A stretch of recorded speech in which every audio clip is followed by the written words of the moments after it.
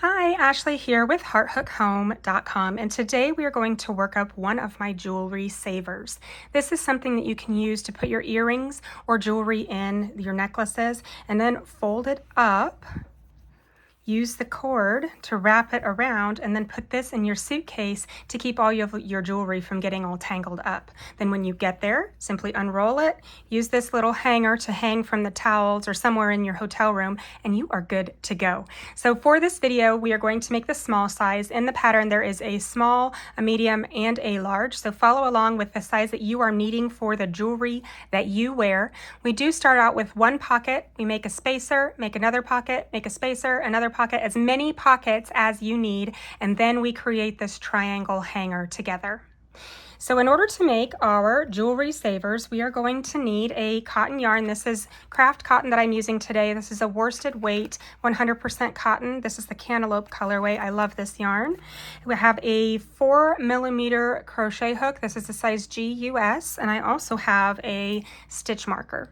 So let's get started on the small size of the jewelry saver. In order to make your jewelry saver, you are going to start with a chain at the bottom of the pocket. So for the size that I am making, the small, I am going to start with a chain 8.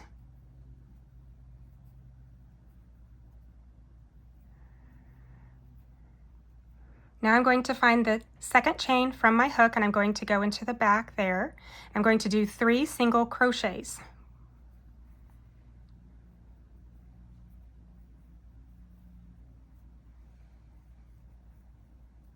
We're going to do 1 single crochet in each of the next 5 chains.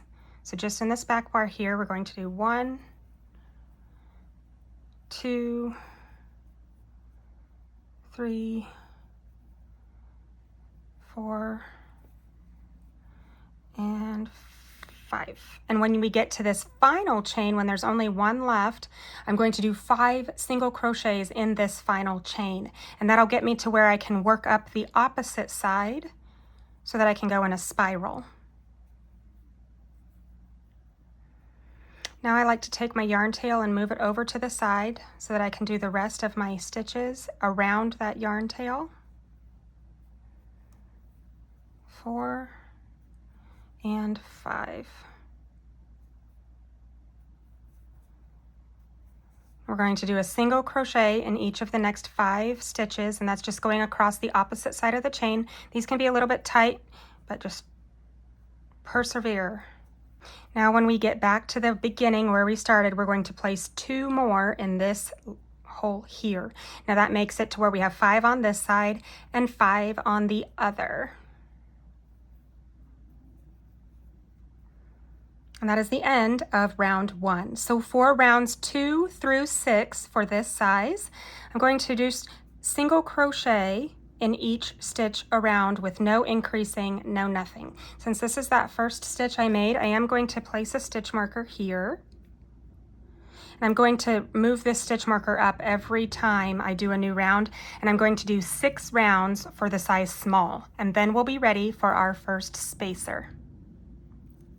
When you get back around, take out that stitch marker, start your next round. No turning, no joining, no nothing. We're working in this spiral. Replace that stitch marker and carry on until you've got 6 of these rounds. I'm finished with my 6 rounds for my pocket. I am ready for a spacer. So I'm going to remove my stitch marker. I'm going to single crochet in as many stitches as needed to get me to this edge. So for the size small, it's really only 2 or 3 stitches just to get to the edge over here so that you are on one of these corners instead of just slightly offset. So I'm going to do in the next 3 stitches. You can do as many as needed to get over there, 2 or 3, depending on the size you're making. And that does not affect the stitch count or anything. We're just getting back to this side over here. So now we are ready for a spacer. We're going to chain 1 and turn. We're going to do a single crochet in half of these stitches. So for the size small, that's only 10 stitches. So I'm just going to do single crochet 10.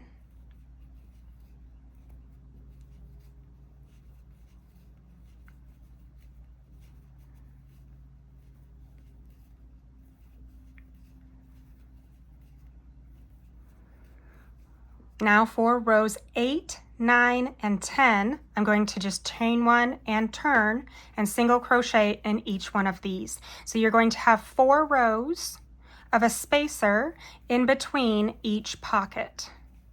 And every time you make a spacer, you're going to do it just like this. So now that I've got my 4 rows of spacer, I am ready to make another pocket on top of this. So what I'm going to do in order to start a new pocket is to chain 1 and turn. I'm going to single crochet a spiral around this entire row so that we can create another spiral pocket. So in order to do that, I'm going to use my hook and go through only the front loop only of each of these stitches all the way around, and then I'm going to use those loops and come back the other side. So you should have 20 when we're done with this. So 10 on this side and 10 on the other. I'm using only those front loops, just like this. That's the 10th. And so you kind of want to pull your yarn a little bit. I've noticed that it helps before you turn. And this is going to be your first stitch right here. The first few times you do this, it might be helpful to find this over here and count your way back to make sure that this is the 10th, but it should be this one here. So pull your stitch up and then pull that yarn tight. It's just easier to get into if you pull it just a little bit before you start that stitch. So now I'm going to single crochet in the unworked loop of each of those stitches all the way back. When we get back around where we have our 20 stitches, which is the opening of this next pocket, you're not going to join or anything. We're just going to go straight into that first stitch there so that we're working in a spiral like we did down here.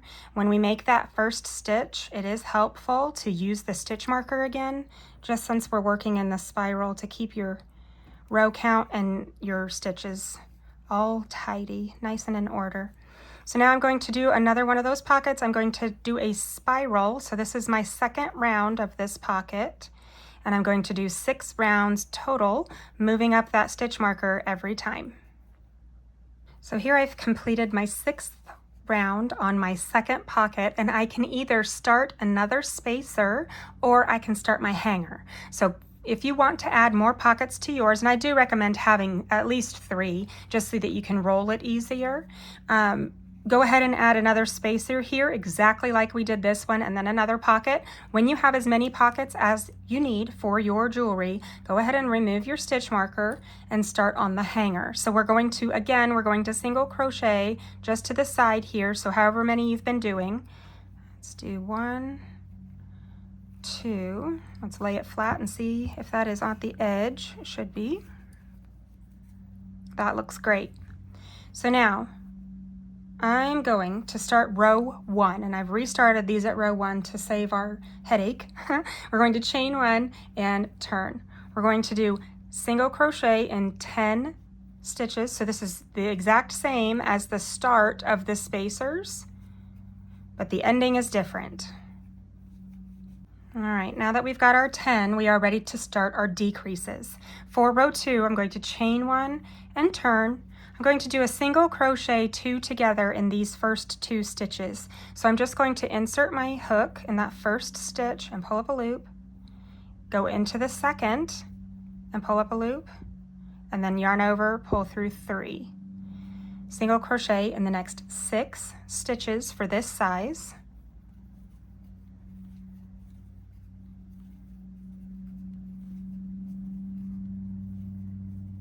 And now in these last 2 here, we're going to place another decrease.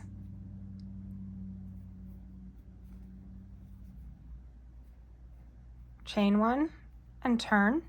We're going to do a decrease in the first 2. Single crochet until only 2 stitches remain. And now decrease in these 2.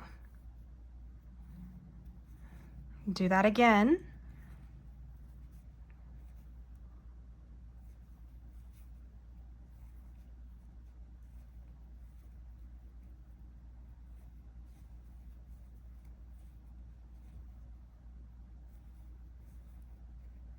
And again. And we're going to do this until we run out of stitches. So either we're going to end with 2 or 3 stitches at the right here. So either you're going to have 2 or 3 depending on what size you're making. So chain 1 and turn. Whether you have 2 or 3 here, you're going to decrease all of them together. So now we're finished with our triangle here. Now to finish, to make our hanger, we're going to chain 20, find the 7th chain from your hook. I'm going to use the back bar and I'm just going to slip stitch. That creates the little loop that you'll use to hang it from the bathroom or wherever. And now just make as many chains as you want. So for the size small, I have 40 listed. Honestly, just keep going until it's as long as you want.